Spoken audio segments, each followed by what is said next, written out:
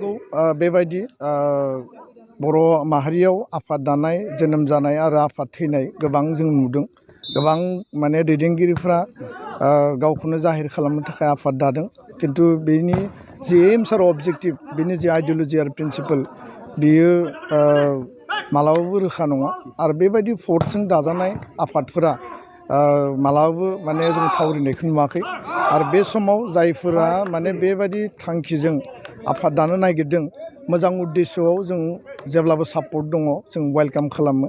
खिन्थु हारिखौ गावस्रा होनाय, हारिनि खौसेथिखौ सिमफायनाय आरो हारियाव गोजोनखौ माने गैया खालामनाय, हिंसा हिंसि बेयाव जुदि थासारि लाबोनो नागिरदोंब्ला बे जोंनि थाखाय दुखुनांथाव।